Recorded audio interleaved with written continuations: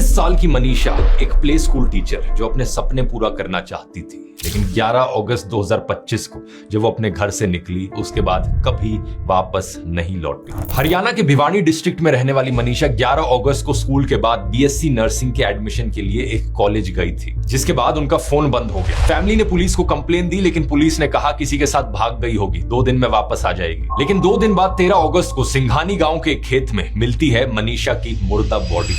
उनका गला कटा हुआ था, कई सारे ऑर्गन्स बॉडी से गायब थे। पुलिस ने फिर जाकर मर्डर का केस दर्ज किया। भिवानी सिविल हॉस्पिटल की जब पहली पोस्टमार्टम रिपोर्ट निकल कर आती है, बताया जाता है कि मनीषा के गले पर किसी धारदार हथियार से काटे जाने के निशान मिले। लेकिन 15 अगस्त को पीजीआई रोहतक में दोबारा पोस्टमार्टम होता है। अब कहा जाता है कि मनीषा की बॉडी में पेस्टिसाइड मिला और पुलिस कहने लगी कि मनीषा ने तो एक्चुअली में आत्महत्या कर ली पेस्टिसाइड खाकर। अचानक से पुलिस मनीषा की लाश के पास एक सुसाइड नोट मिलने का दावा भी करने लगी। मिसिंग ऑर्गन्स पर सवाल उठा तो कहा गया कि किसी जानवर के खाने से ऐसा हो गया होगा। मतलब हद होती है। जाहिर सी बात है, लोगों ने आरोप लगाया कि पुलिस यहाँ पर कवर अप करने की कोशिश कर रही है, लेकिन लोग सड़कों पर आ गए प्रोटेस्ट करने के लिए। सरकार ने इंटरनेट सस्पेंड कर दिया। ये हरियाणा में एक बहुत बड़ा मुद्दा बन गया है जो स्टेट के लॉ एंड ऑर्डर पर सवाल खड़े करता है। दूसरी पोस्टमार्टम रिपोर्ट में कई सारी इनकंसिस्टेंसीज भी सामने आई, जैसे कि रिपोर्ट में कपड़ों की जांच नहीं की गई थी, जो कि एक बड़ी लापरवाही थी।